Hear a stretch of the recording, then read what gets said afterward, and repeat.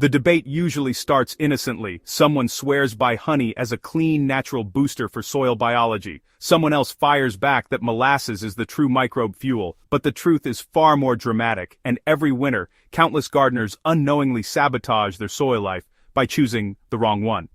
The mistake doesn't show itself in the summer, when conditions are forgiving. It shows up in the cold months, when only the strongest microbial survivors remain, and every decision matters. Today, we're peeling back the curtain on what really happens underground when honey and molasses enter winter soil, and what you're about to learn might completely change how you treat your garden once temperatures drop.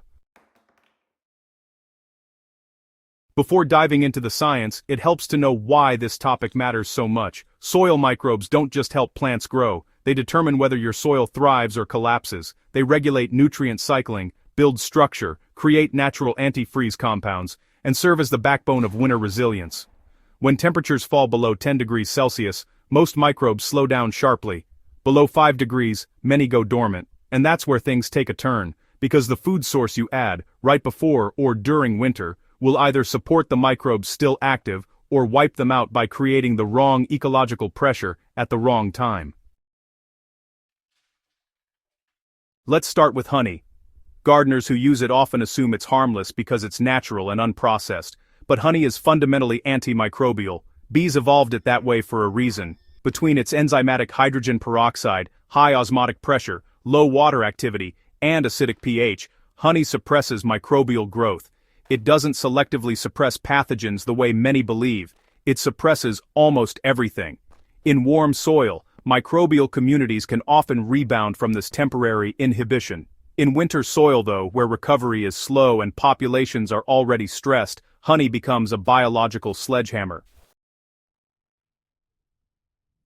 Here's the part most gardeners never hear about. When honey enters cold soil, it doesn't act like a microbe food, it acts like a microbial inhibitor. Hydrogen peroxide formation inside the soil microenvironment becomes especially problematic for beneficial fungi, such as mycorrhizae, which are slower to adapt to oxidative stress. Bacterial populations take a hit as well, and instead of thriving through the winter, they crash. When your soil should be building the fungal networks that carry nutrients through the spring thaw, honey actually suppresses the very organisms responsible for kick-starting early-season fertility. Gardeners who notice poor growth after winter but don't know why often never realize the honey they added in autumn was the silent catalyst. Now, let's contrast this with molasses. Molasses behaves in almost the opposite way because, well, it isn't antimicrobial. It's actually microbe fuel at its purest form, especially for bacteria. Its mixture of simple sugars, trace minerals, iron, potassium, and organic carbon makes it one of the most efficient carbohydrate sources for soil microorganisms. When you add it before winter, even in cold soils, molasses feeds the bacteria that remain semi-active despite those low temperatures. These bacteria generate metabolic heat, protective enzymes, and even slime layers that help maintain soil structure during those freeze-thaw cycles. Molasses also encourages the growth of cycrotolerant species, the cold-adapted bacteria that carry the soil food web through winter when almost everything else has slowed down. This doesn't mean molasses is without risk. If you apply it too heavily before the soil has cooled, it can cause a burst of bacterial activity that, honestly, depletes oxygen and stresses fungal communities. But when it's applied correctly, late fall, just as soil temperatures drop, molasses becomes winter insurance for your soil biology. It helps keep microbial populations alive long enough to stabilize nutrient cycling and protect organic matter. And unlike honey, molasses does not inhibit fungal growth. Actually, its slow-release mineral profile quietly supports fungal network recovery, which is crucial for spring root establishment.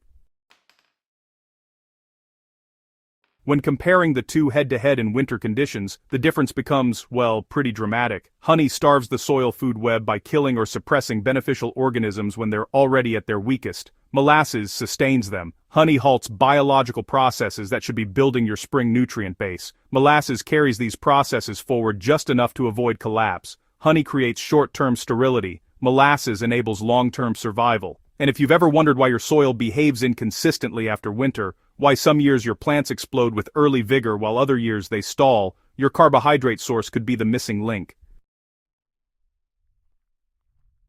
There's another layer to this, microbial competition. In winter, microbes don't battle for sunlight or temperature. They battle for carbon. When you add honey, you aren't feeding the system. You're introducing a selective pressure that kills off everything except the few hardy species that tolerate oxidative environments.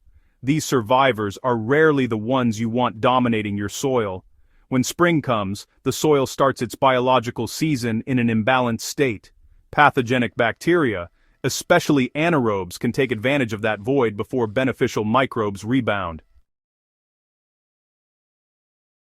Molasses, by feeding a broader range of cold-tolerant microbes, preserves the balance of the soil food web instead of pushing it toward collapse. It supports the nitrogen-fixing bacteria that remain active at low temperatures. It fuels the decomposers responsible for breaking down leaf litter into early-season humus. It prevents nutrient lockout by maintaining population levels that keep minerals cycling. And while honey suppresses the microbial life that creates natural antifreeze compounds, like polysaccharides, molasses boosts it, making your soil physically more resilient during freeze-thaw cycles.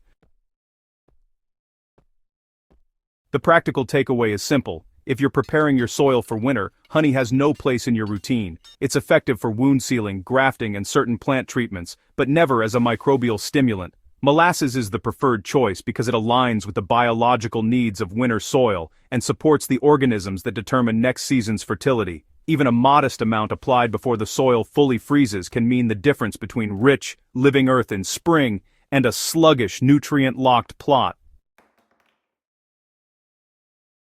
For gardeners who want their soil to perform like a living engine instead of a dormant medium, knowing which carbohydrate supports winter biology is a game changer. This isn't just about feeding microbes, it's about strengthening your soil's immune system during its most vulnerable season. And once you make molasses your go-to winter feed, you'll notice the difference in root vigor, early season growth, and overall soil texture. If this guide helped you understand the real science behind honey, molasses, and winter microbial survival, make sure you subscribe to the channel and share this with other gardeners. The more growers understand winter soil biology, the better their gardens thrive all year long.